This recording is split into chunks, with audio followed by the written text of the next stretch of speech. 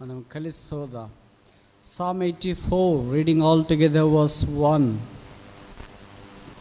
Psalm 84, reading all together verse 1. 84వ కీర్తన మొదటి వచనాన్ని మనం కలిసి చదువుదాం. 84వ కీర్తన మొదటి వచనం కలిసి బిగ్గరగా స్పష్టంగా చూద్దాం. సైన్యములకు అధిపతి యెహోవా, మరొకసారి చూద్దాం. సైన్యములకు అధిపతి యెహోవా నీ నివాసం.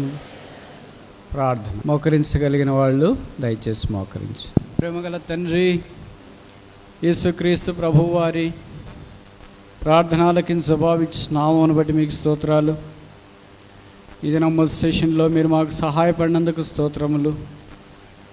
మానవ హద్దబాటులో కొన్ని మాటలు విడుదల చేయబడ్డాయి. అవి కార్యసిద్ధి కలిగించినట్లు మీరు సహాయం చేయవలసిందిగా ప్రార్థిస్తున్నాము. ఈ రెండవ సెషన్లో కూడా మీరు మాకు పరిచర్య చేయమని ప్రార్థిస్తున్నాం. అలసిపోయిన మీ ప్రజలను పురికొల్పి ప్రోత్సహించి ఉజ్జీవింపచేయి. తిరిగి నీ స్థలములోనికి, నీ సన్నిధిలోనికి, నీ స్థానములోనికి, నీ చిత్తం యొక్క కేంద్రంలోనికి వచ్చున్నట్లు మీరు సహాయం చేయి. నన్ను మీ రక్తం చేత కడిగి పరిశుద్ధపరచుము. మీ మాటలో నా నోట ఉంచుము. మా సమయాన్ని మీరు దీవించి పెట్టుము.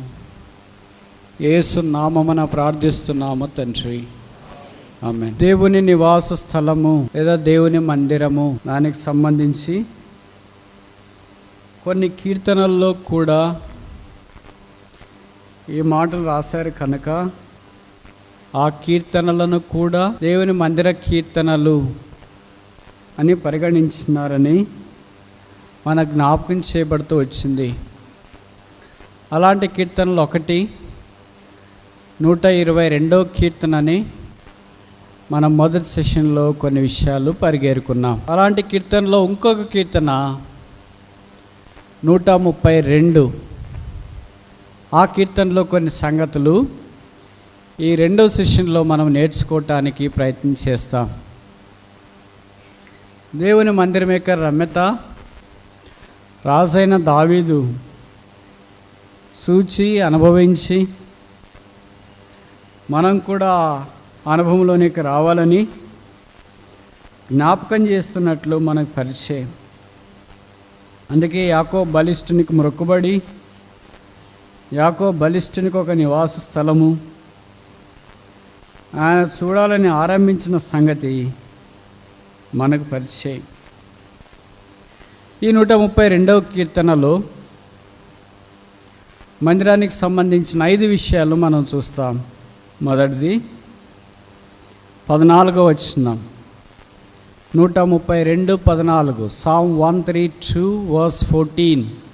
14. ఇది నేను కోరిన స్థానము, ఇది నిత్యము నాకు విశ్రమ స్థానముగా ఉండును.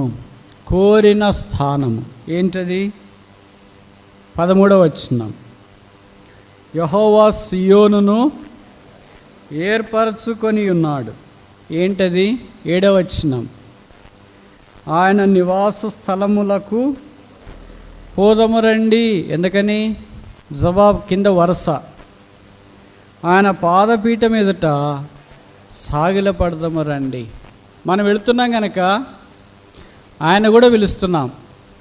అందుకనే మనతో పాటు ఆయన రావడానికి ఇష్టపడ్డాడు. 8వ వచనంలో 132:8, యెహోవా లెమ్ము బల సూచకమైన మందసముతో కూడా ఎక్కడికి రావాలా? ఇక్కడ మనం చదివినాం 14వ వచనం, ఇది నేను కోరిన స్థానము, ఇది నిత్యము నాకు విశ్రమ స్థానముగా. ఆ స్థానానికి దేవుడు రావాలని మనం కోరుతున్నాం. ఆయన అక్కడ ఉండాలని ఆయన ఇష్టపడుతున్నాడు. కనుక ఈ కీర్తనలో మనం చూసేది ఏంటంటే, మొదటిది ద ప్లేస్ ఆఫ్ గాడ్, దేవుని స్థలము, కోరిన స్థలము, ఎన్నుకున్న స్థలము, విశ్రాంతి స్థలము, నివసించే స్థలము, నిత్యం ఉండే స్థలము, ప్రార్థనలకించే స్థలము, ఆయన కనుదృష్టి కలిగిన స్థలము, ఆయన ఇష్టపడే స్థలము, ఆయన శ్రేష్టమైన స్థలము. ఆ స్థలములో ఆయన ఉంటూ మనం కూడా ఆ స్థలం యొక్క అనుభవంలోనికి రావాలని కోరబడుతున్నాం. ఆ స్థలమే ఇక్కడ సియోను అని రాసిన. సియోను అనే మాట బైబిల్లో మొదట దావీదు యొక్క చరిత్ర సందర్భంలోనే వాడబడింది. సమూయేలు రెండవ గ్రంథము 5వ అధ్యాయం, 2 Samuel chapter 5. సమూయేలు 2వ గ్రంథము 5వ అధ్యాయము 7వ వచనం. 2 Samuel chapter 5 verse 7. యెబూసీయులు దావీదు లోపలికి రాలేడని తలంచి, నీవు వచ్చినడలా ఇచ్చట గుడ్డివారును కుంటివారును నిన్ను తోలివేతురని దావీదు నాకు వర్తమానము పంపియుండిరి. ఆయనను దావీదుపురం అనబడిన సియోను కోటను దావీదు స్వాధీనపరచుకొనెను. కనుక సియోను అనే మాట బైబిల్లో నాకు తెలిసి మొదటి ఇక్కడే రాశారు.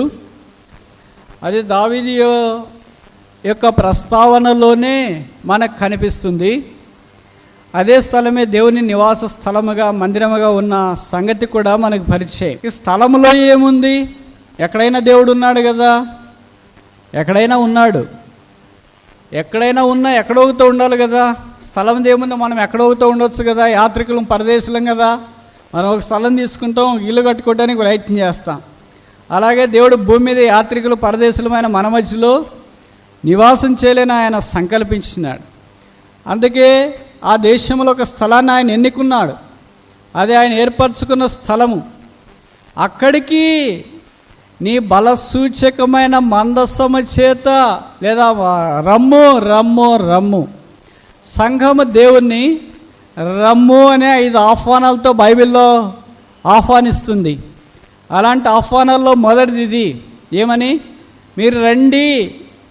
ఆయన మందసము ఆయన యొక్క బలాన్ని జ్ఞాపకం చేస్తుంది. It speaks of his strength. బల సూచకమైన మందసముతో కూడా రమ్ము. ఆయనకేం బలం లేదా? ఆయన బలహీనుడా? ఆయన బలం మనలోనికి రావాలి కదా.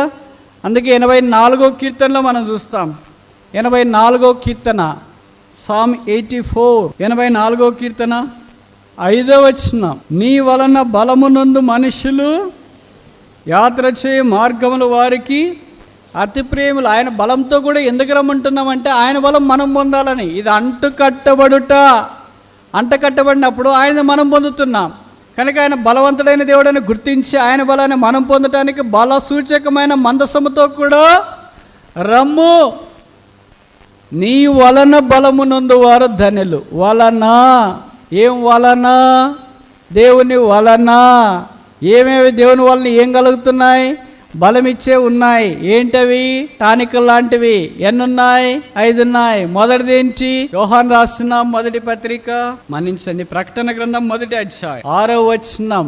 ప్రకటన 1వ అధ్యాయము 6వ వచనం. మనలను ప్రేమించుచు తన రక్తము వలన మన పాపముల నుండి మనలను విడిపించిన వానికి. దేని వలన?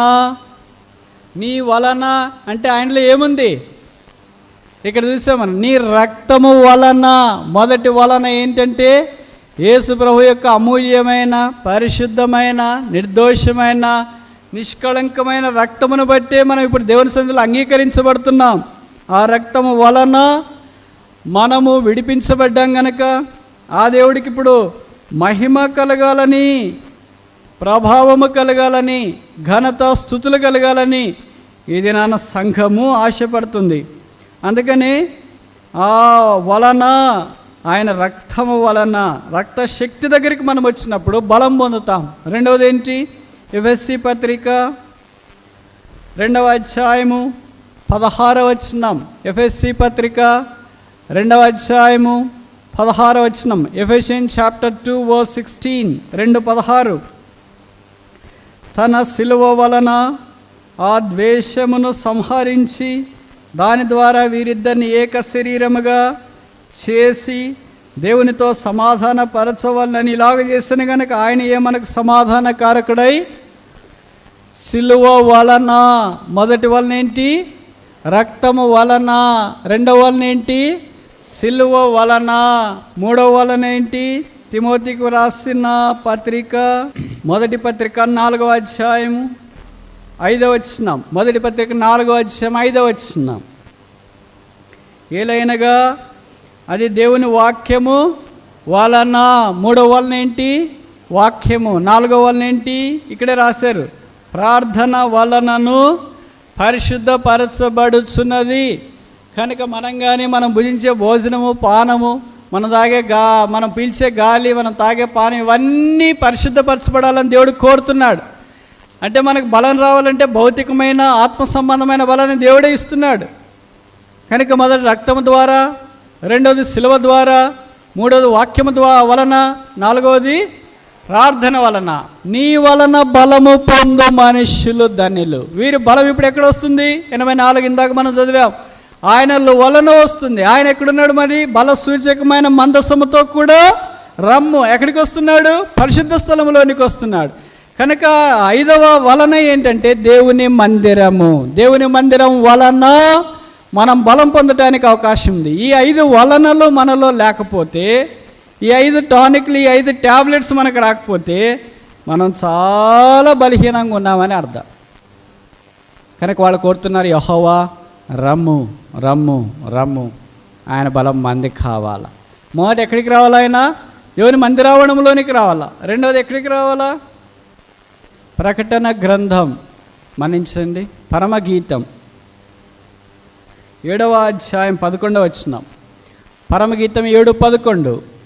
Song of Solomon chapter 7 verse 11. 7:11. నా ప్రియుడా లెమ్ము రమ్ము. అక్కడికి పట్టణానికి, రాజమండ్రి, విశాఖపట్నమా? మనము పల్లెలకు పోదము, గ్రామ సీమలో నివాసం చేయటానికి. పల్లెలు, గ్రామ సీమలు ఏం జ్ఞాపం చేస్తున్నాయి? ఇవన్నీ దేవుని యొక్క సామాన్యమైన జీవితం, సింప్లిసిటీ, గ్రామ పరిచర్య, పేదలకు సువార్త. యేసుప్రభువు అన్నాడు, నేను పేదలకు సువార్త ప్రకటించడానికి వచ్చినాను. మార్కు సువార్త 1వ అధ్యాయం 38. Mark 1:38. Mark chapter 1 verse 38. Mark 1:38. ఆయన అనగా యేసు ఇతర సమీప గ్రామముల్లోనూ నేను ప్రకటించుటకు, ఎక్కడ ప్రకటించాలా? సమీప గ్రామాల్లో ప్రకటించడానికి వెళుదాము రండి. గ్రామాల్లో ప్రకటించడానికి ఎవరన్నా వస్తామా? పట్టణంలో ప్రకటించాలంటే మస్తుగా వస్తాం. విశాఖపట్నంలో, హైదరాబాద్లో, బెంగళూరులో, చెన్నైలో మీటింగ్స్ ఏర్పాటు చేసామండి, మీరు స్పీకర్గా వస్తారంటే మీరు పిలవాల్సిన అవసరం లేదండి, ఎప్పుడు పిలుస్తారని ఎదురు చూస్తున్నా, నేనే వస్తానంటామేమో. అలా కాదండి, మాది ఒక చిన్న పల్లెటూరు, ఇక్కడ పాకలేసాము, అక్కడికి వచ్చి వాక్యం చెప్తారంటే ఇప్పుడు కుదరదండి, ప్రార్థన చేస్తాంలేండి, ప్రభు సమయంలో ప్రయత్నం చేస్తాం. కానీ ప్రభు ఏం చెప్తున్నాడంటే, లేదా ఇక్కడ శూలమితి ఏం కోరుకుంటుందంటే, రమ్ము మనం గ్రామ సీమలకు వెళదాం. పరమగీతములో యేసు ప్రభు దాన్ని యాంప్లిఫై చేసి మార్కు సువార్తకు వచ్చిన తర్వాత మనం సమీప గ్రామములకు వెళ్ళుదాము రండి. కనుక మన బలం మాత్రమే కాదు, there is service. Not only strength but there is service. మనకు బలము కొరికే ప్రభుని రండి రండి రండి అని పిలవట్లేదు. ఇప్పుడు ఆయన బలం పొందిన తర్వాత ఏం చేయాలా? ఫుల్గా తిని దండికి నిద్రపోతే ఏమైద్ది? అంటే అది ఎవరు చేసేవాళ్ళు ఇక్కడ లేరు అనుకుంటా కదా. ఫుల్గా తిని దండికి నిద్రపోతే ఏమవుతుంది? ఆరోగ్యం ఉండదు. దానికి తగినంత పని చేయాలి. కనుక యేసుప్రభు యొక్క బలం నేను పొందాను. జయసూచకమైన మందసంతో కూడా ఆయన నేను కోరిన స్థలానికి వచ్చినాడు. ఇప్పుడు ఆ మందసం బట్టి, ఆయనను బట్టి నేను బలం పొందాను. బలం పొంది ఊరికి ఉంటే ఏం లాభం ఉంది? సమీప గ్రామములకు వెళ్ళదాము రండి. అక్కడ నివాసం చేయాలి, అక్కడ ప్రకటించాలి, అక్కడ దేవుని గురించి బోధించాలా, అక్కడ దేవుని యొక్క కార్యాలు వేరే వారికి వెల్లడి చేయబడాలా. దీనులకు సువార్త ప్రకటించడానికి యేసుప్రభు వారికి మీదకి అభిషేకం వచ్చింది. కనుక అనేక సందర్భాల్లో మనము ఇలాంటి స్థలాల్లో దేవుడు సిద్ధపరిచిన ప్రాంతాల్లో వెళ్ళి సువార్త ప్రకటించడానికి లేదా దేవుని యొక్క సంఘం ఆరంభించడానికి జంకుతూ ఉంటాం. కానీ ప్రభు మనకు జ్ఞాపం చేసేది ఇక్కడ రెండవది రమ్ము. సరే, ఇంకా 3 ఉన్నాయి కదా, సమయం కావస్తుంది, అందుకే ఆఖరి చూస్తాం. ఆఖరి రమ్ము. మొదటి రమ్ము ఏంటి? బలముతో కూడా రమ్ము. రెండవ రమ్ము ఏంటి? గ్రామాలకు వెళదాము రమ్ము. మూడవ రమ్ము ఏంటి? ప్రకటన గ్రంథం. మూడవది ఇది ఆఖరిది, ఎందుకంటే మనం ముందుకు వెళ్ళడానికి ప్రయత్నం చేస్తాం. ప్రకటన గ్రంథం 22వ అధ్యాయం 20వ వచనం. ప్రకటన 22:20. Revelation chapter 22 verse 20. ప్రకటన 22:20. ఈ సంగతులను గురించి సాక్ష్యం ఇచ్చేవాడు అవును త్వరగా వస్తున్నానని చెప్పుచున్నాడు. ఆమెన్. ప్రభువైన యేసు రావద్దు అని రాశారండి. Even so Lord come. This is the heart desire. విశ్వాసి యొక్క హృదయంతరంగంలో నుండి బయటికి పెళ్ళికి వచ్చే ఘోష, ఆశ, తృష్ణ, నిరీక్షణ, ఎదుర్కోలు. Even so Lord come. ప్రభువైన యేసు రా. యేసు ప్రభు వస్తే ఇలాంటి మీటింగ్ అవసరమే లేదు. మీరు ఇటు చెమటలు బట్టి ఇబ్బంది పడాల్సిన పనే లేదు. ఇంత కష్టపడి ఆరోగ్యం బాగాలేకపోయినా 1 గంట దాటినా కూడా ఇంకా అన్నం తినకుండా అలాగే వెయిట్ చేయవలసిన అవసరము ఉండదు. యేసు ప్రభు వస్తే ఆయనతో పాటు మనం ఉండటానికి కొనిపోబడతాం కనుక దప్పిక లేదు, ఆకలి లేదు, దాహము లేదు, సూర్యుడు లేడు, చంద్రుడు లేడు, నక్షత్రాలు లేవు. ఇవన్నీ లేనా దేవుని రాజ్యంలో యుగాయుగాలు ఉంటాం.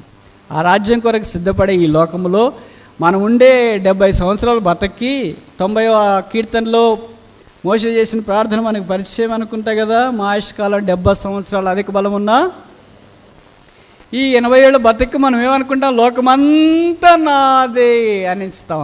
కనిపించేవన్నీ నావే, వెండి నాదే, బంగారం నాదే, అన్ని సమస్తం నాదే. నాది. పిల్లల వల్లే, పిల్లల స్వభావం కలిగి మనం జీవిస్తాం. ఇలాంటి వాళ్ళం మనం ఎప్పుడంటాం, ప్రభు రానాయనా అని. ప్రభువే అనడానికి వస్తానండి అంటే, వద్దు ప్రభు కొద్దిసేపు ఆగొస్తువులా, ఇంకా చాలా ఉంది నాదంతా, ఇదంతా సర్దుకోవాలా, సెట్ కావాలా, ఇంకా ఇదంతా గోదావరి అంటే చాలా టైం తీసుకుంటుంది లేండి. మీకు తెలియదేమో, మా ప్రాంతం అంతా కొద్దిగా టైం తీసుకుంటుంది. Please wait some more time. Even so Lord come. ప్రభువైన యేసు రా. ఈ 70 ఏళ్ళ బతుకు కొన్నిసార్లు కొంతమంది మనుషులు చూసినప్పుడు చాలా ఆశ్చర్యం వేస్తుంది. 70 ఏళ్ళు 80 ఏళ్ళు బతకి ఇంత ప్రయాసపడతారు, ఎన్ని అబద్ధాలు చెప్తారు, ఎన్ని కుయుక్తులు, ఎన్ని మోసాలు, ఎన్ని వంచనలు, ఎన్ని వేషధారణ, ఇంత అబద్ధాలు, ఇంత క్రూరం, ఇంత కక్ష, ఇంత పగ, ఎందుకు ఇదంతా కేవలం ఇంతకేనా? ఆ తర్వాత ఇంకేం లేదు కదా, 70-80 ఏళ్ళు అని అనుకుంటాం. కానీ దేవుని దృష్టిలో మన వయసు ఎంత? దేవుని దృష్టిలో మన వయసు ఎంత? 70-80 ఏళ్ళేనా? మన దృష్టిలో మన వయసు 70-80 ఏళ్ళు. కానీ దేవుని దృష్టిలో పేతురుకు రాసిన పత్రికలో పేతురు అన్నాడు, 1 దినము 1000 సంవత్సరములను ప్రభు దృష్టికి 1000 సంవత్సరములు 1 దినము వలెను ఉన్నాయంట. అంటే 1000 ఏళ్ళు దేవుడికి 1 దినముతో సమానం. 1000 ఏళ్ళు 24 గంటలు సమానమైనప్పుడు మన వయసు 70 సంవత్సరాలు అయితే ఎన్ని గంటలకు సమానం? కాలము, పని. అర్థమైందని నేను చెప్పిన మాట? 1000 సంవత్సరాలు 24 గంటలకు సమానమైతే 70 సంవత్సరాలు లేదా 80 సంవత్సరాలు ఎన్ని గంటలకు సమానం? ఎన్ని గంటలు? ఏదో ఒకటి చెప్పండి, తప్పైనా పర్లేదు.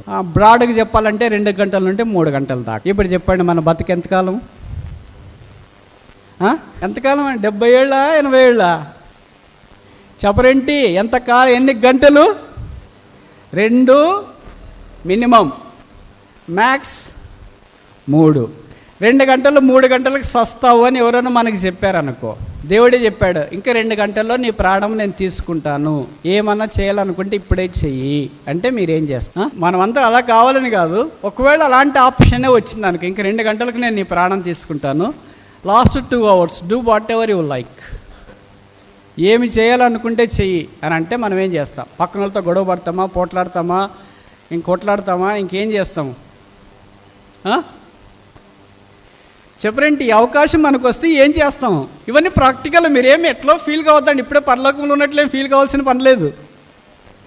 ఇవన్నీ ప్రాక్టికల్. ఇలాగొస్తే ఆ 2 గంటల సమయంలో ఏం చేస్తారు? నాకు తెలిసి పెళ్ళి అయిన వాళ్ళు అయితే భార్య భర్తలు ఒకరు మొక్కరు చూసుకొని ఏడుస్తానే 2 గంటలు అయిపోతుంది అనుకుంటా. లేకపోతే పిల్లల దగ్గర తీసుకొని వాళ్ళని ముద్దు పెట్టుకొని వాళ్ళని అల్లారు ముద్దుగా ఇంకా అయిపోయారా చూడండి రా మీ నాయన కూడా చూడండి, బాగుండి, బాగా చదువుకోండి, మాటలే రావు. అదేంటక్క ఇంతదాకా నాలుకేసుకుని పడ్డావే, ఇంతదాకా తాటిమట్టు అనుకొని వాళ్ళ మీద పట్టాడు, వీళ్ళ మీద పట్టాడు, అది చేసి ఇది చేసి గందరగోళం రచ్చ భ్రష్ట్ పట్టించినావే, అప్పుడు ఏదో తెలియక చేసినాను, ఇంక 2 గంటలేనా? దేవుడు క్షమించండి అన్నా, తప్పు చేసినప్పుడు ఏదైనా పొరపాటు చేసింటే మిమ్మల్ని అనుకు కూడా నింటే ఎలాగ చేస్తామా లేదా? అప్పుడు చెప్పామనుకోండి, మీరు ఇంక 2 గంటలే కదండి బ్రతికేది, మీకు హైదరాబాద్ నుండి బవాచి బిర్యానీ తీసుకొని వచ్చిన కుండ బిర్యానీ, ఒక్కసారి ప్రార్థన చేసుకుని, ఆకలి కావట్లేదు, స్ప్రైట్ తెచ్చానండి, ఒకసారి స్ప్రైట్, దాహం వేయట్లేదు, పోనీ నిద్రపోయిండి పడుకోండి, దోమలు కుట్టుకుంటే దోమ తెరంత గట్ట నిద్ర రావడం లేదు. పోనీ పరిగెత్తండి, శాతి కావట్లేదు. ఇదిగో డబ్బులు తెచ్చిన ₹1,00,000 కౌంట్ చేసుకోండి, చేతులు రావడం లేదు. పోనీ టీవీ చూడండి, కళ్ళు రావడం లేదు. అప్పుడు నోరు రాదు, కళ్ళు రావు, చేతులు రావు, కాళ్ళు రావు, ఆకలి లేదు, దాహం లేదు. అప్పుడు ఎట్లుంటాం? జీవోత్సవంలో శవం మాదిరి ఉంటాం. అప్పుడే తెచ్చింటాము ఇండైరెక్ట్గా. ఇప్పుడు దేవుడు మనతో ఏం చెప్తున్నాడంటే, మీ ఆయుష్ నా దృష్టిలో భూమి మీద మినిమం 2 గంటలు, మ్యాక్సిమం అధిక బలం ఉంటే 3 గంటలు. ఏం చేస్తావో చేసుకో నాయనా, ఏం చేస్తావో చేసుకో తల్లి అని దేవుడు చెప్పాడు అనుకో. ఇప్పుడు మనం ఏమేమి చేస్తాం, అన్నీ చేస్తామండి? చెప్పరేంటి? చేస్తామా చేయమా? మరి అన్నీ చేస్తున్నారే, బరి తెగించి చేస్తున్నారే. దేవుళ్ళు లేడని భయం లేకుండా చేస్తున్నారే. సిగ్గు లజ్జ అన్నీ విడిచిపెట్టి చేస్తున్నారే. ఇంత భయంకరమా? ఇంత ఘోరమా? ఇది మనుషులు చేసే పనులేనా? విశ్వాసులు చేసే పనులేనా? దేవుని ప్రజలు చేసే పనులేనా? రక్తం ద్వారా విమోచించబడిన వారు చేసే పనులేనా? ఇవన్నీ లోకానికి తెలియదు కనుక బహుశా లోకం ఏమో రకరకాలు చేస్తుండొచ్చు, మనకు తెలుసు కదా. ఈ 2 గంటలు, ఈ 3 గంటల టైంలో దేవుడి కొరకు ప్రార్థన, దేవుని స్తుతించుట, దేవుని కార్యక్రమాలు, దేవుని మందిరము, దేవుని కొరకు అనేకులను ఆత్మ సంపాదించుట, ప్రభు యొద్ద నాకు ఎంతో బహుమానం రావాలా. ఈ లోకంలో ఉన్నాయేంటి, లేకపోతేనేమో ఎంతో ప్రయాసపడి తెగించి దేవుడి కొరకు కార్యాలు చేస్తుంటే, దేవుడు నా కొరకు తెగించమంటే మనమేంటి, మన కొరకు బరి తెగిస్తున్నాం. దేవుడు బరి తెగించమని చెప్పలేదు, తెగించని చెప్పాడు. కానీ మనదంతా ఆపోజిటే కదా. అందుకనే బరి తెగించి మన కొరకు మనం చేసుకుంటూ ఉన్నాం. ఈ 2 గంటలు అయిపోయిన తర్వాత దేవుడు పిలుస్తున్నాడు, నరులారా రండి, గోదావరి, కృష్ణ, కావేరి, బ్రహ్మపుత్ర, గంగా, నర్మదా రండి. అప్పుడే టైం అయిందా ప్రభువా? 2 గంటలు అయిపోయింది, వచ్చేయి. ఇంకా చాలా చేయాలనుకున్నాను, ఇంకా ఎంతెంతో చేయాలా, ఇంకా బిల్డింగ్లు, ఇంకా ప్లాట్లు, ఇంకా బంగారం, ఇంకా వెండి, ఇంకా ముత్తూట్ ఫైనాన్స్, ఇంకా మణిపురి గోల్డ్, ఇంకా జోలికస్, ఇంకా కళ్యాణ్, ఇంకా ఖజానా, ఇంకా కళాంజలి, ఇంకా చందన, ఇంకా బొమ్మన, ఇంకా చేయాలనుకున్నాను ప్రభా. చాలా చేసావమ్మా, వచ్చేసాయి. ఇంకా ఆ దినాన్ని ప్రభు దగ్గరికి వెళ్ళినప్పుడు నిలబడినప్పుడు, ఏంటమ్మా ఎక్కడి నుండి వచ్చా? గోదావరి ప్రభు, మమ్మల్ని చూస్తేనే మీకు అర్థంగా అవుతుంది కదండి, అందుకని అర్థమవుతుంది, నువ్వేం చెప్తావని అడుగుతున్నా. 2 గంటల్లో ఏం చేసావమ్మా? 3 గంటల్లో ఏం చేసాం ప్రభు? వాళ్ళతో వీళ్ళతో నోరేసుకొని పడి పోట్లాడటానికే సరిపోయింది, ఇంకేం చేయమంటావు? ఇంకా 2 గంటలు ఎక్కువ టైం ఇస్తే మళ్ళీ పోయేసి వస్తా. వద్దులమ్మా, ఇంక 2 గంటలే చాలా నోరేసుకొని పడ్డావు. 4 గంటలు టైం ఇస్తే ఒక నోరు నీకు తక్కువ వస్తుందేమో, ఇక్కడే ఉండలే. ఈవెన్ సో లార్డ్ కమ్, ప్రభు అయిన యేసు రమ్ము. నా ప్రభు వస్తున్నాడనే శుభప్రదమైన నిరీక్షణ కలిగిన నేనైతే, మనమైతే ఈ లోకమంతటికంటే ప్రభు కార్యాల విషయమై ఎక్కువ మక్కము కలిగిన వారిగా ఉంటాం. నేను కోరుకున్న స్థలము ఇదే, ప్లేస్ ఆఫ్ గాడ్, దేవుని స్థలం. అందుకే సైన్యములకు అధిపతి యెహోవా నీ నివాసములు ఎంత రమ్యం. 2వ చూడండి, 132వ కీర్తన, 132వ కీర్తన 14వ వచనం చివరి వరుస, 14 చివరి వరుస. Psalm 132 verse 14 last part. ఇక్కడనే నేను నివసించేదను. ప్రజెన్స్ ఆఫ్ గాడ్, దేవుని యొక్క సన్నిధి. దేవుడు అక్కడే నివాసం చేయాలని కోరుతుంటాడు. దేవుని సన్నిధి ఎక్కడుంటుందో అక్కడ దేవుని యొక్క కాపుదలం అనుకుంటాం. దేవుని సన్నిధి లేకపోతే ఏంటి? కొన్ని దేవుని సన్నిధి ఉంటే ఏంటి? దేవుని సన్నిధి ఉంటే ఏం జరుగుతుంది? చూడండి, దేవుని వాక్యంలో రాయబడిన మాట, జకరియా అనుకుంటా 8వ అధ్యాయం 23, జకరియా 8:23, జకరియా 8:23, పాత నిబంధనలో పేజీ నంబర్ 781, 781, జకరియా 8:23. సైన్యములకు అధిపతి యెహోవా సెలవిచ్చినదేమనగా, ఆ దినములలో ఆయా భాషల మాట్లాడు అన్ని జనులు 10 మంది యొక్క యూదుని చెంగు పట్టుకొని, దేవుడు మీకు తోడుగా ఉన్నాడన్న సంగతి మాకు వినబడింది కనుక మేము మీతో కూడా, దేవుడు మనతో కూడా ఉంటే కనీసం ఒక వ్యక్తి 10 మందిని సంపాదిస్తాడు. ఒక వ్యక్తి 10 మందిని సంపాదిస్తాడు, అప్పుడు ఆ వ్యక్తితో దేవుడు తోడై ఉన్నాడని అర్థం. ఒక వ్యక్తి 10 మందిని పోగొట్టుకుంటే అర్థం ఏంటంటే ఆ వ్యక్తిని దేవుడు ఎప్పుడో విడిచిపెట్టినాడు అని అర్థం. మనం అనుకుంటాం, ఇంకా దేవుడు ఉన్నాడు ఆయనతో. యెహోవా విడిచిపెట్టే ఎడబాసునని తెలియలేదు. పాత నిబంధనలో పరిశుద్ధాత్మ దేవుడు అవకాశాన్ని బట్టి సందర్భాన్ని బట్టి, అక్కర్ని బట్టి వారి మీదకి వచ్చినాడు. దావీదు మీద పరిశుద్ధాత్మ దేవుడు, సౌలు మీద పరిశుద్ధాత్మ దేవుడు, ఇలాగ సులోమీను మీద వాళ్ళ అవసరాన్ని బట్టి, వారి అక్కర్ని బట్టి వారు ప్రార్థన చేసినప్పుడు దేవుడు పరిశుద్ధాత్మ దేవుడిని పంపించినాడు. ఇప్పుడు కొత్త నిబంధనలు అలా కాదు, అవకాశాన్ని బట్టి రాడు. రక్షించబడిన వెంటనే మన హృదయంలోనికి ఆయన ప్రవేశించినాడు. ఇప్పుడు మన హృదయంతరంగంలో ఆయన నివాసం చేస్తున్నాడు. ఇప్పుడు ఆ పరిశుద్ధాత్మ దేవుడు మనలో ఉన్నాడు. మనలో పరిశుద్ధాత్మ దేవుడు ఉంటే, దేవుడు మనకు తోడుగా ఉంటే, మన ద్వారా కనీసము 10 మంది చెంగు పట్టుకుని మేము మీతో కూడా వస్తాం. ఎందుకు వస్తారండి? డబ్బులు ఉన్నాయా? ఏమున్నాయని వస్తాయి? ఈ లోకమంతా బెల్లం చుట్టీగలు అంటారు కదా. డబ్బులుంటే, పేరు ప్రతిష్టలు ఉంటే, అధికారం ఉంటే వాళ్ళ చుట్టూ బులో అని మనుషులు పోతుంటారు. ఆశ్చర్యం వేస్తుంది, అరే దేవుడు చుట్టూ పోవాల్సింది మేము మనుషులు చుట్టూ పోతున్నారేంటి? మనుషులు కూడా అవసరం కదండి భూమి మీద. మనుషులు భూమి మీద అవసరమే, కానీ పరలోక రాజ్యంలో గొర్రెపిల్లని వదిలేసి వీళ్ళంటే పోతారేమో. ఓ అని గొర్రెపిల్ల ఎక్కడికి వెళ్ళును, అక్కడ గొర్రెపిల్ల ఎందు విశ్వాసం ఇచ్చిన వారు కూడా వెళుతూ ఉన్నారు. కానీ ఒక్కొక్క మనిషికి, దేవుడు తోడ ఇండిన మనిషికి 10 మంది రావాలి మినిమం. ఇప్పుడు 10 మంది నా చెంగ పట్టుకుని మేము నీతో కూడా వస్తాం, దేవుడు నీకు తోడై ఉన్నాడు అన్న సంగతి గుర్తింపులోనికి మనకు రాకుండా ఉంటే దాని అర్థం ఏంటి? దేవుడు బహుశా నాతో లేడేమో. ఆ వచ్చేవాళ్ళు నిస్వార్థంగా రావాలి, మళ్ళీ ఏదో స్వార్థంగా వచ్చినట్టు కాదు. అంటే ఈ సీమోను వచ్చినాడు కదా, గాడి విద్య చేయగలిగిన వాడు, ఇదిగో మీ దగ్గర పరిశుద్ధాత్మ దేవుడు ఉన్నాడు కదా, అది నాకు ఇచ్చేయండి, నేను డబ్బులు ఇస్తాను మీకు, అలాగొచ్చినట్టు కాదు, స్వార్థంతో కాదు.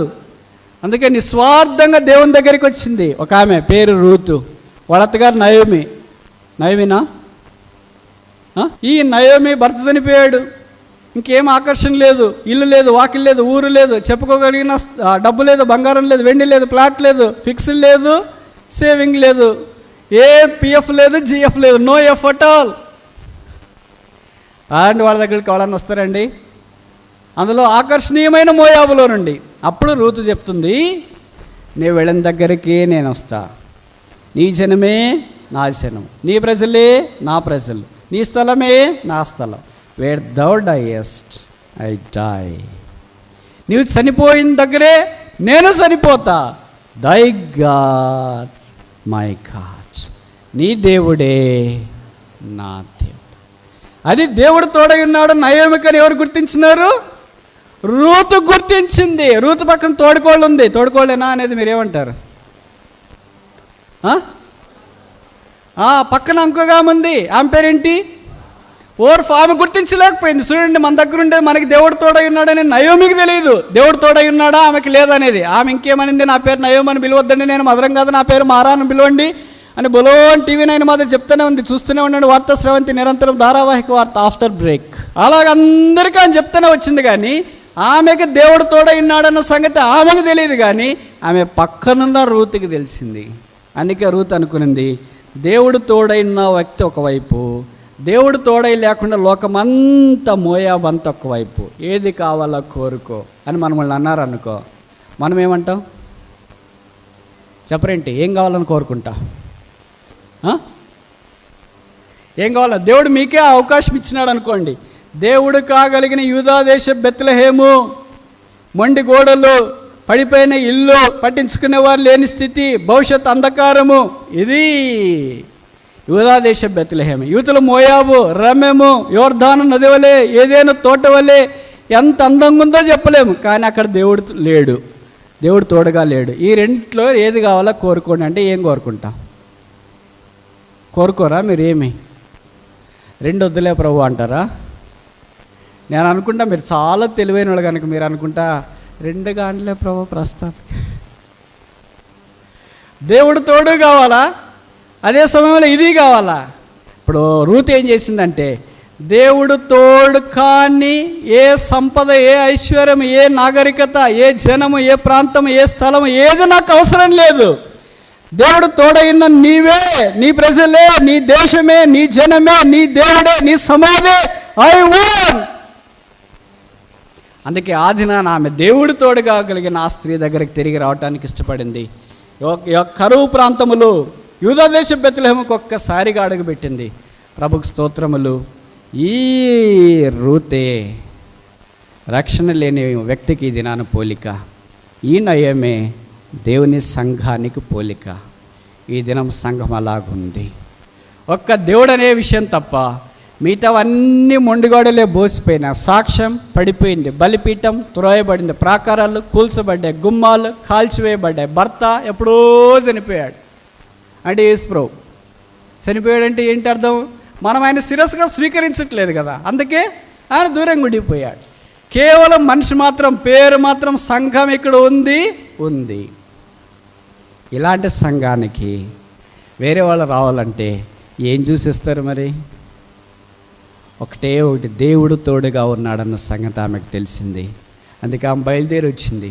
ఆ ఒక్క స్త్రీ ద్వారా దేవుడు అనూహ్యమైన ఆశీర్వాదం తీసుకుని వచ్చినాడు. ఆమె ద్వారా ఓబేదు ద్వారా దావీదు ద్వారా యేసుక్రీస్తు ప్రభువారు, యేసుక్రీస్తు ప్రభు ద్వారా మనమంతా మార్చిపోతాం. దేవుడు తోడై ఉన్నాడని ప్రజలు మనం చూస్తే మనతో దాదాపు 10 మంది రావటానికి ఇష్టపడాలి. అది దేవుడు తోడై ఉన్నాడా లేడంటానికి సూచన.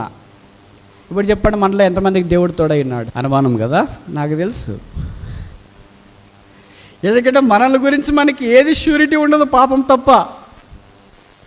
మిగతావన్నీ అన్సర్టన్, చెప్పలేము, తెలియదు, ఏమో, గ్రహింపు లేదు, అవగాహన లేదని. దేవుడు తోడు లేకపోతే ఏమైంది? 124 అంటే మీకు అర్థమవుతుంది అనుకుంటా, మీరు చాలా తెలివైన వాళ్ళు కదా. కీర్తన 124. మనుష్యులు మన మీదికి లేచినప్పుడు యెహోవా మనకు తోడై ఉండని ఎడల, వారి ఆగ్రహం మన పైన రగులుకొనినప్పుడు యెహోవా మనకు తోడై ఉండని ఎడల, వారు మనలను డాష్తోనే మరింగివేసి ఎంతో. ఇప్పుడు చెప్పండి, దేవుడు మనకు తోడ ఇప్పుడైనా ష్యూరిటీ, అష్యూరెన్స్, నిశ్చయిత వచ్చిందా? ఇంతదాకా చెప్తే దేవుడు తోడై ఉన్నాడో లేదో అని అనుమానం వచ్చింది. ఇప్పుడు దేవుడు మనకు తోడుగా లేడు అంటే ఏం జరుగుతుంది ఇక్కడ రాశారు. ఇంతకుముందు ఏం చదివాము? దేవుడు మనకు తోడుగా ఉంటే ఏం జరుగుతుందనే చదివాం. ఇప్పుడు దేవుడు మనకు తోడై ఉంటే, ఉండకపోయింటే ఏమైంటుంది? మన ప్రాణాలతో సహా వాళ్ళు తినేసిండేది కాదు. సింహాలంటే తినేస్తాయి మేలే. ఇవి ఎలాంటివి తెలియదు అనుకోండి కొంతమందికి. మీలో ప్రాణంతోనే ఏం మింగేస్తాయి? కొండ చిలువలో. మీకు ఇది బయట ప్రపంచం అంత ఎక్కువ తెలియదు అనుకుంటా, ప్రభువు బైబిల్ తప్ప. ప్రభుకి స్తోత్రాలు. సింహం ఎప్పుడు ప్రాణంతో మింగేది మనిషిని, అలాగే లేపోర్డ్, పులి ఎప్పుడు ప్రాణంతో మింగేదు. మనిషిని పోట్లాడి అటు చేసి ఇటు చేసి, అక్కడ కొట్టి ఇక్కడ కొట్టి మనిషిని ప్రాణం పోయేటట్టు చేసి, ఆ తర్వాత ఆ భాగం ఈ భాగం దానికి ఇష్టమైందంతా మొట్టమొదటి రక్తమంతా పీల్చేసిన తర్వాత ఏదో గుండె, ఊపిరితిత్తులు ఇలాంటివన్నీ ఉంటాయి కదా, రాయలాంటివి, ఇలాంటివన్నీ తినేసి కాళ్ళు, గోర్లు, తల ఇవన్నీ వదిలేసిపోద్ది. కానీ భూమి మీద ఒకే ఒక జంతువు ప్రాణముతో సహా మింగేసేది. అదేంటంటే ఏంటది? కొండ చిలువ. అది దేన్నైనా సరే సంపదో. అట్లాంటి కొండ చిలువలు చాలా ఉన్నాయి. ఎక్కడ? విశాఖ మందిరంలో కాదు, మందిరాల్లో, సంఘాల్లో, దేవుని ప్రజల మధ్యలో, విశ్వాసుల్లో, చెదిరిని గోదావరి ప్రాంతంలో వాళ్ళ మనుషులకు దెబ్బ కొట్టినా పర్వాలేదు, పోనీ చంపేసినా పర్వాలేదు, పీడ అక్కడ విరగడవుతుంది. కొట్టరు, సంపరు, ప్రాణముతో ఏం చేస్తారు? మెల్లగా మింగేస్తారు. కడుపు ఉబ్బిన తర్వాత తెలుస్తుంది మింగరా వీడు అని. అంతదాకా తెలియదు. ప్రభుకు స్తోత్రాలు. దేవుడు అలాంటి అపాయం నుండి మనల్ని కాపాడి భద్రపరిచి ఇంతవరకు నడిపిస్తూ వచ్చినాడు. అందుకే దేవుని సన్నిధి నేను వారితో కూడా ఉండేదన్నాం అనే మాట మనం చూస్తాం. సైన్యంలో కల్పతి యెహోవా నీ నివాసములు ఎంతరం. 2 విషయాలు చూస్తున్నాం. మొదటిది ఏంటి? ప్లేస్ ఆఫ్ గాడ్, దేవుని స్థలము సియోన్. రెండవది ఏంటి? ప్రజెన్స్ ఆఫ్ గాడ్, దేవుని సన్నిధి కలిగిన స్థలం. ఇక్కడనే నేను నివసించేదను. మూడవది ఏంటి? 15వ వచనం, 132:15, కీర్తన 132:15, Psalm 132:15. దాని ఆహారం నేను నిండార్లుగా దీవించేదను, దానిలోని బీదలను ఆహారముతో తృప్తిపరచెదను. ప్రొవిజన్ ఆఫ్ గాడ్, దేవుని యొక్క ఏర్పాటు. ఇది తృప్తిపరిచేది ఎవరు? అరచు కాకి పిల్లలకు ఆహారం ఇచ్చేది ఎవరు? దేవుడే. నేను నేను అనే మాట ఇక్కడ రాశారు. కనుక వాక్యం చెప్పేది ఎవరు? దేవుడే. ఆయన లేకుండా ఆయనకు వెలుపట మా బోధ వ్యర్థమే. అందుకే ఆయనను పోలిన బోధకుడు ఎవడు? ఆయన ద్వారా వచ్చిన మాటల ద్వారా అనేకులకు జీవాహారం. అందుకే మనం నిన్ను చూసినాం. అంత్యదినమైన మహాదినమున యేసు నిలువబడి ఎవడైనా దప్పికొనేవాడు నా యొద్దకు వచ్చి దప్పిక తీర్చుకురండి, లేదా దాహము తీర్చుకో. యేసు ప్రభు వారు మన యొక్క ఆహారము, మన యొక్క పానమై ఉన్నాడు. దేవుని మందిర ఆవరణములో అదే మనకు భాగము, అదే మనకు దేవుడు ఇచ్చిన ఏర్పాటు. అందుకనే ఆయన అరచు కాకి పిల్లలకు ఆహారం ఇస్తాడు. అందుకనే ఆకలిగా ఉన్న వారికి ఆహారం వడ్డిస్తాడు.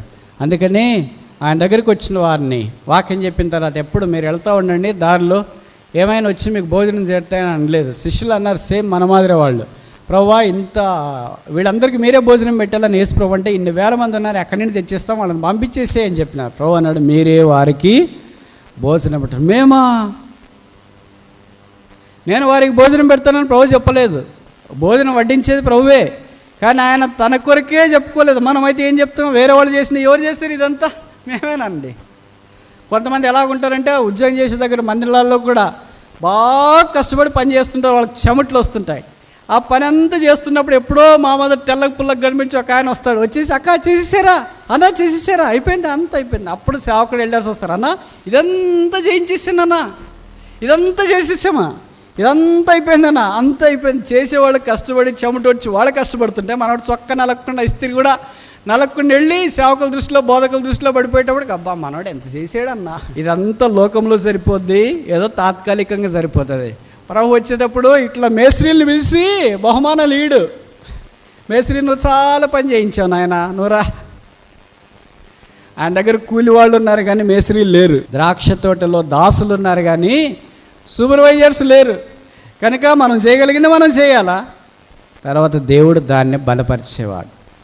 దేవుడు మనకిచ్చిన కృప కొలది దేవుని వాక్యం మనం ప్రకటించినప్పుడు దేవుని పిల్లల ఆకలి తీర్చబడుతుంది, దాహము తీర్చబడుతుంది. మనం ప్రకటించడానికి ఇష్టపడకపోతే, ప్రకటించకపోతే ఎవడు వింటాడు? వినేవారు లేకపోతే ఎవడు ప్రకటిస్తారు? కనుక వినేవారు ఎంత అవసరమో ప్రకటించేవారు కూడా అంతే అవసరం. 4 చూస్తాం. 132 17 వచనం, Psalm 132:17. అక్కడ దావీదు నాకు కొమ్ము మొలవ చేసేదను, నా అభిషక్తుని కొరకు నేను అచ్చట ఒక దీపము. దావీదు నాకు కొమ్ము మొలవ చేసేది, నా అభిషక్తుని కొరకు నేను అచ్చట ఒక దీపము సిద్ధపరిచినాను. కొమ్ము ఏ జ్ఞాపం చేస్తుంది? శక్తి, పవర్ ఆఫ్ గాడ్. గురబోతు కొమ్మలంట. ఏనుగులో మాంసం ఎవరు తినరు? ఎవరైనా తినేవాళ్ళు ఉన్నారా? ఏనుగులో పనికొచ్చే భాగం ఏంటి? చెవుల, కాళ్ళ, తోకన.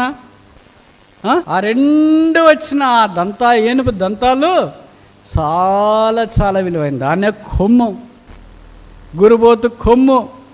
ఎద్దుకు బలమంతా కొమ్ములో ఉంటుంది, మేకపోతుకు బలమంతా కొమ్ముల్లో ఉంటుంది, పొట్టెలకు బలమంతా కొమ్ముల్లో ఉంటుంది, విశ్వాసక బలమంతా కొమ్ములో ఉంటుంది.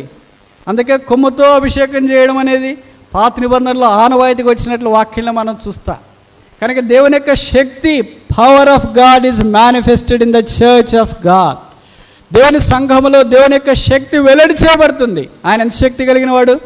లోకంలో సాధారణంగా డబ్బులు ఉంటేనే శక్తి. No power, no money, no power. డబ్బులు లేకపోతే శక్తి లేదు. ఎవరు డబ్బులు ఉంటారో వాళ్ళ శక్తిమంతులు. డబ్బులు లేకపోయిన వాళ్ళంతా శక్తి లేకుండానే ఉండేవాడు. దేవుడు పేదవాడా? ధనికుడా? ఎంత పేదవాడు? మామూలు మనం చెప్తుంటాం కదా, ఆయన దీనుడు, దరిద్రుడిగా ఈ భూమి మీదకి వచ్చినాడు. కానీ బైబిల్లో ఆయన దేవుడు, భూమి నాదే, ఆకాశము నాదే అని సెలవిచ్చినవాడు. ఆయన కొండ మీద మేపు, మేకలు, గొర్రెలు, ఎద్దులు అన్నీ ప్రపంచం అంతా అయిందే. మనకు ఒక ప్లాట్ ఉంటేనే, ఒక వెహికల్ ఉంటేనే, కొద్ది ఫిక్స్డ్ డిపాజిట్ ఉంటేనే, కొంత నగలు ఉంటేనే, ఇంకేం భరించలేనంతగా కాలర్ ఎగిరేసి గాలిలో నడుస్తుంటాం, నేల మీద నడవకుండా.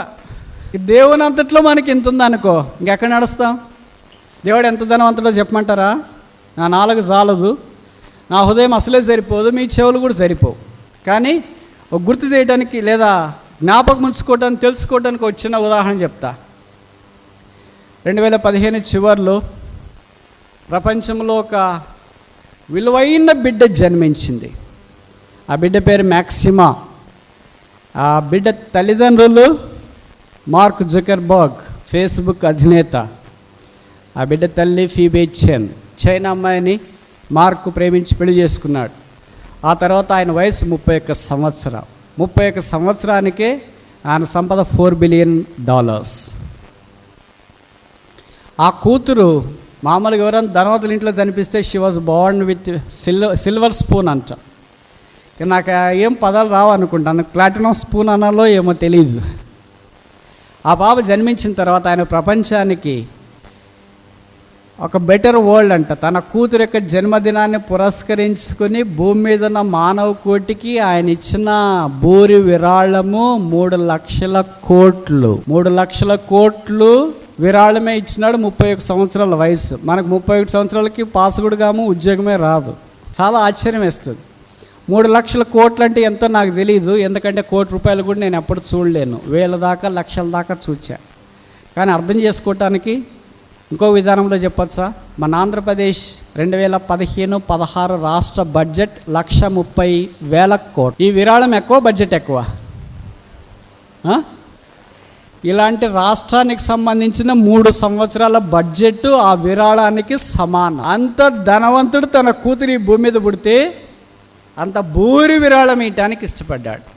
సరే, ఇప్పుడు మన భాగంలోనికి వస్తాం. 3 లక్షల కోట్లు ఇచ్చినాడంటే ఏం చేస్తారా? దేవుడి దగ్గర ఇంత కూడా ఉందా, ఇంతేనా అని అనుకుంటాం. దానికి ఒక బైబిల్ పండితుడు ఏం చెప్పాడంటే, దేవుడు జంతురాజ్యాన్ని, వృక్షరాజ్యాన్ని చేశాడు. దేవుడు చేసిన జంతురాజ్యాన్ని అన్నిటికీ, భూమి మీద సముద్రంలో ఉన్న జంతురాజ్యాన్ని అన్నిటికీ మార్క్ జుకర్బర్గ్ ప్రపంచానికి ఇచ్చిన 3 లక్షల కోట్లతో ఒక్క పూట భోజనం కూడా పెట్టలేరంట. ఒకసారి చెప్పనా, దేవుడు భూమి మీద సముద్రంలో ఉంచిన జంతురాజ్యం, జంతువులు అంటే సింహము, పులులు, నక్కలు, కోడెళ్ళు, కుందేళ్ళు, ఇవి కుక్క, ఇవన్నీ జంతువులు. ఈ జంతువులన్నిటికీ ఫేస్బుక్ అధినేత మార్క్ జుకర్బర్గ్ ఇచ్చిన 3 లక్షల కోట్లతో ఒక్క పూట కూడా భోజనం పెట్టలేరంట. ఇప్పుడు చెప్పండి, who is rich, who is powerful? దేవుడు చేసిన సృష్టిలో జంతురాజ్యానికే మనిషిని యొక్క గొప్ప ధనరాశి యొక్క దాతృత్వమే ఒక్క పూట భోజనం పెట్టలేకపోతే, ఇలాంటి దానికి రోజుకి కనీసం 3 పూట్ల భోజనము 6,000 సంవత్సరాల నుండి పెట్టాడు. ఇంకా దేవుని దగ్గర రిచెస్ తరిగిపోలేదు, సమృద్ధి ఐశ్వర్యం తరిగిపోలేదు. How rich is our God. N number of Mark Buchers can not beat God. N number of Bill Gates can not equal with God. N number of Mukesh Ambanis, Lakshmi Mittal can not equal with God. నేను చెప్పే మాటలు మీకు అర్థమవుతున్నాయి అనుకుంటా.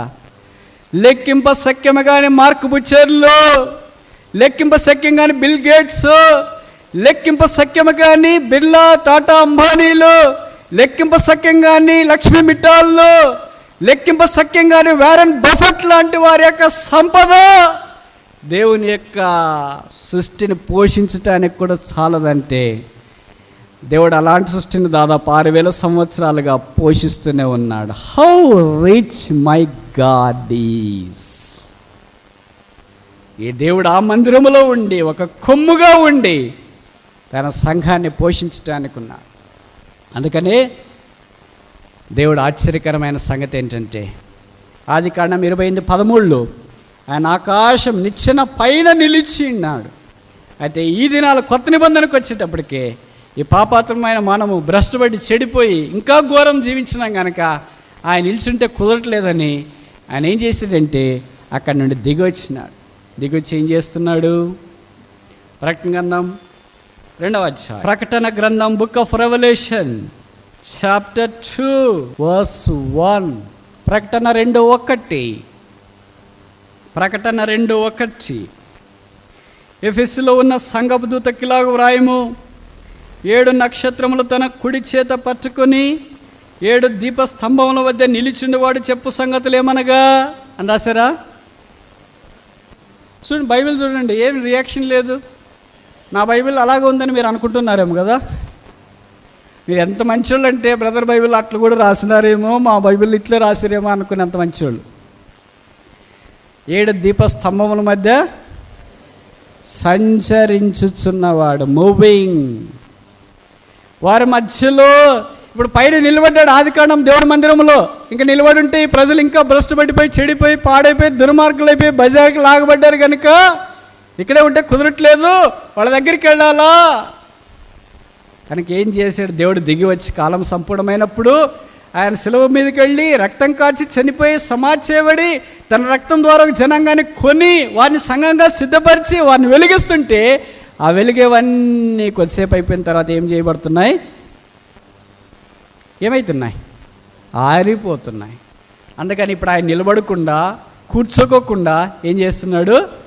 సంచరిస్తున్నాడు. సంచారం చేస్తున్నాడు అంటే అర్థం ఏంటి?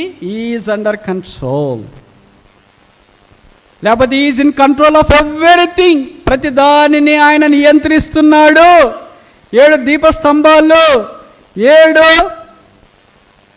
దూతలు, ఆయన సంగమ దూతలు ఆయన నియంత్రిస్తున్నాడు. ఎవరు ఆయన చేతికి వెలపట్ట, ఆయన ప్రజెన్స్కి వెలపట్ట, ఆయన శక్తికి వెలపట్ట లేరు. ఇది మనకు జ్ఞాపం చేస్తుంది. కనుక యాకోబు దినాల్లో మందిరం మీద ఉండి మాట్లాడాడు. ఈ దినాల్లో మందిరం మధ్యలో, దేవుని ప్రజల మధ్యలో ఆయన సంచారం చేస్తున్నాడు. సైన్యములకు అధిపతి యెహోవా నీ నివాసములు ఎంత రమ్యములు. 4 విషయాలు ఇందాక చూస్తున్నాం. మొదటిదేంటి మర్చిపోయారా? మీకు ఓపిక లేకపోతే నేనే చెప్తాను, నాకు తప్పదు కదా. మీరు నిద్రపోయినా నేను నిద్రపోకూడదు, మీరు ఆవలించినా నేను ఆవలించకూడదు, మీరు కాలు తప్పుకున్నా నేను కాలు తప్పుకోకూడదు, మీరు మౌనంగా ఉన్నా నేను మౌనంగా కొట్టకూడదు. అది కష్టమైన పనే కదా. మొదటిదేంటి? ద ప్లేస్ ఆఫ్ గాడ్, దేవుడు కోరుకున్న స్థలం. రెండవదేంటి? ద ప్రజెన్స్ ఆఫ్ గాడ్, నేను అక్కడే నివసించున్నాను. మూడవదేంటి? ద ప్రొవిజన్ ఆఫ్ గాడ్, దేవుడు ఆహారం అనుగ్రహించేవాడు, సదుపాయం దయచేసేవాడు. నాలుగవదేంటి? ద పవర్ ఆఫ్ గాడ్, దావీదు కొమ్మ దేవుడు తీసుకుని రానయ్యున్నాడు. ఆయనే దావీదుకి వేరు చిగురు, యూదా గోత్రపు సింహం. 5వది ఆఖరి చదివి ముగిస్తాం. 18 132:18. Psalm 132:18. అతని శత్రువులకు అవమానమును వస్త్రముగా ధరింపజేసేదును, అతని కిరీటం అతని మీదే ఉండి తేజరిల్లున నేను. ద ప్రైజ్ ఆఫ్ గాడ్, దేవుని యొక్క ప్రైజ్, బహుమానం ఇవి. ఆయన మనకేమి ఇవ్వబోతున్నాడంటే అతని కిరీటం అతని మీద ఉండి చీకటిగా ఉండనని రాయలేదు బైబిల్లో.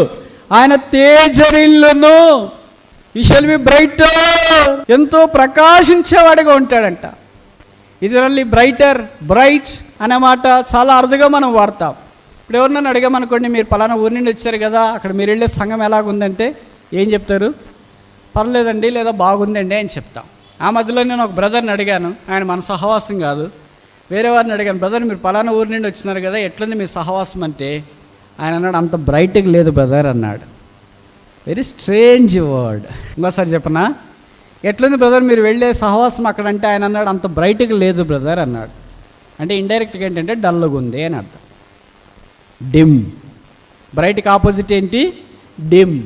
ఇప్పుడు బ్రైట్ అంటే అర్థం మనం ఎప్పుడు ఏం చెప్తాం? మీ సంఘం ఎలాగుందంటే బాగుందండి లేదా బాగలేదండి, చాలా కష్టాలు ఉన్నాయండి, గొడవలు ఉన్నాయి, సమస్యలు ఉన్నాయండి, ఇవి చెప్తాం. కానీ బ్రైట్గా లేదని చెప్తామా? అంటే మనం చూసే కళ్ళు ఎలాగుంటాయి చూడండి సంఘాన్ని.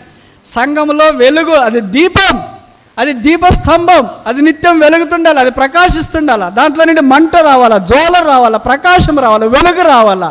దాని ద్వారా అనేకులు వెలిగించబడాలని దేవుని యొక్క కోరిక. ఈ బ్రైట్నెస్ లేకపోతే, ఈ వెలుగు లేకపోతే, లెమ్ము తేజరిల్లెము నీ మీదికి వెలుగు వచ్చినది. నిద్రించుతున్న నీవు మేల్కొని లేచినప్పుడు నీతి సూర్యుడు మన మీద ఉదయించడానికి ఇష్టపడుతున్నాడు. అందుకే ఒక్కసారి తిరిగి లేచిన తర్వాత ఇంక డిమ్. సంఘం ఎలాగుంది, మనుషులు ఎలాగున్నారు, విశ్వాసులు ఎలాగున్నారు? బ్రైట్కి ఆపోజిట్ అయినా డిమ్. డిమ్ అంటే కళావిహీనం, కాంతి విహీనం, దాదాపు చీకటి. చీకటి కాదు, దాదాపు చీకటి. అంత కాంతి విహీనం. ఎవరి ముఖాలు చూసినా సంతోషం ఉండదు, ఎవరి ముఖం గిచ్చినా ఒక చుక్క రక్తం రాదు, ఎవరు పలకరించినా ఒక పళ్ళు తెరిచి నవ్వరు, ఎవరితో మాట్లాడినా సంతోషంగా సరదాగా ఉండరు. ఎక్కడ చూసినా ఏం చూసినా పైనుండి కింద దాకా అంత ఎవరో భూస్థాపన కార్యక్రమానికి పోయినట్లుంటుంది. ప్రతిరోజు భూస్థాపన కార్యక్రమం చూడాలంటే ఎక్కడో వెళ్ళాల్సిన పని లేదు, మన సంఘాలకు వస్తే అయిపోయి ఆదివారం. ఇంకోసారి చెప్పనా, ప్రతిరోజు భూస్థాపన కార్యక్రమం ఎట్లుంటుందో, ఎలాగ దుఃఖంగా ఉంటారో చూసేస్తామని ఎక్కడికో వెళ్ళాల్సిన పని లేదు. మన సంఘాలకు మన సహవాసాలకు ఆదివారం వస్తే తెలిసిపోతుంది. కరెక్ట్ భూస్థాపన కార్యక్రమంకి హాజరైనట్లు హాజరవుతుంటారు. అంతా ఒకరి తర్వాత ఒకళ్ళు, ఒకరి తర్వాత ఒకళ్ళు, ఒకరి తర్వాత ఒకళ్ళు ఎవరితో మాట్లాడుకోరు. అదే పెళ్ళిళ్ళకి వచ్చిన వాళ్ళు అనుకోండి, ఎలాగ ఎవరి తర్వాత ఒకళ్ళు, ఒకరి తర్వాత ఒకళ్ళు గుంపులు వస్తూనే ఉంటారు. వాళ్ళు మాటలు ఎలాగుంటే చూస్తున్నా, హలో హౌ ఆర్ యూ, చాలా కాలం అయింది చూడక, ఎక్కడున్నావు, ఏం చేస్తున్నావు, ఎంత చదువుకున్నావు, మీ పిల్లలేంటి, మీ ఆయనేంటి, మీ ఆవిడేంటి, ఇది ఫేస్బుక్, ఇది ఒక్కసారి సెల్ఫీ తీసుకున్నారా వచ్చి దగ్గరికి. ఎంత సందిడో, ఎంత హంగామానో ఏమో. అదే చావకపోయినప్పుడు ఎవడని ప్రైజ్లో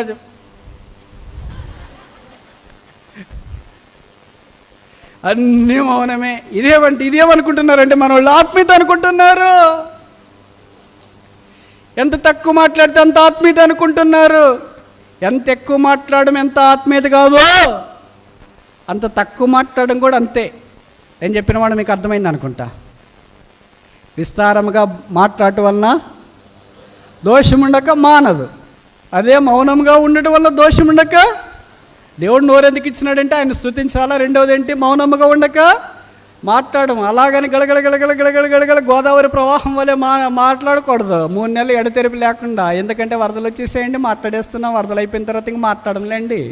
ఈ మధ్యాహ్నము ఆ రమ్యము కలిగిన దేవుని నివాస స్థలానికి మనం రావాలని దేవుడు కోరుతున్నాడు. 5 విషయాలు చూస్తున్నాం. మొదటిది ప్లేస్ ఆఫ్ గాడ్, దేవుని స్థలం. రెండవది ప్రజెన్స్ ఆఫ్ గాడ్, దేవుని యొక్క సన్నిధి. మూడవది ప్రొవిజన్ ఆఫ్ గాడ్, దేవుని యొక్క సదుపాయం, ఏర్పాటు. నాలుగవది పవర్ ఆఫ్ గాడ్, దేవుని యొక్క శక్తి. ఐదవది ద ప్రైజ్ ఆఫ్ గాడ్, దేవుని యొక్క బహుమానం. దేవుడు ప్రతి వారికి కిరీటం ఇవ్వబోతున్నాడు. పరలోక రాజ్యానికి వెళ్ళిన తర్వాత మన వంతు వచ్చినప్పుడు, మనల్ని పిలిచినప్పుడు, బడా నమ్మకమైన మంచి దాసుడా, ఇదిగో నీ కొరకు సిద్ధపరిచిన కిరీటం, నీతిగల న్యాయాధిపతి నాకు మాత్రమే గాక ఆయన ప్రత్యక్షతను అపేక్షించు వారందరి కొరకు.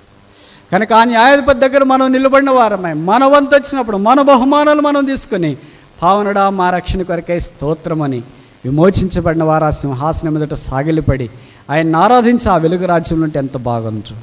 ఈ లోకంలో ఈ వెలుగు, ఈ సూర్యుడు, ఈ చంద్రుడు దినాన పూర్తిగా గతించిపోతారు. అయితే నీతి సూర్యుడు, అస్తమించని సూర్యుడు, ఏ నాడు డల్గాని సూర్యుడు, బ్రైట్ మార్నింగ్ స్టార్, వేకువ చుక్కైన దేవుడు, తేజోకాంతైన దేవుడు, కోటి సూర్య తేజస్సు కంటే మిక్కిలి ప్రకాశమానమైన దేవుడు, కోటి సూర్య తేజస్సు కంటే మిక్కిలి వెలుగులో ఉన్న దేవుడు, మహామహిమలో ఉన్న దేవుడు, ఎవడన్నా సమీపింపరాని ఆ మహామహిమలో ఉన్న దేవుని ఎదుకో దినాన మనం పరలోక రాజ్యంలో ఉండబోతున్నాం. అప్పుడు ఇవన్నీ చూసిన తర్వాత మనకు అనిపిస్తుంది, అక్కడికి వెళ్ళి పరితాపం, సిగ్గయ్యో 2 గంటలు 3 గంటలు బతకొరకు ఇది నా జీవితాన్ని ఎంత పాడు చేసుకున్నానే, పరలోక రాజ్యం ఇలాగుంటుందని తెలియదే, నా దేవుడు ఇలాగుంటాడని తెలియదే, నా రాజ్యం ఇలాగుంటుందని తెలియదే, నా నిరీక్షణ ఇలాగుంటుందని తెలియదే, నా భవిష్యత్తు ఇలాగుంటుందని నాకు తెలియదే. వదిన నీ లోకమంతా గతించిపోయినప్పుడు ఆ దేవునితో మనం ఉండటానికి సదాకాలం వెళ్ళబోతున్నాం. అందుకని ఆ సంఘమంతా ఇది నాన్న ఆయన నివాస స్థలంలో చేయవలసిన ఆఖరి ప్రార్థన, ప్రభువైన యేసు రమ్ము. మోకరించండి, ప్రార్థన చేస్తాం.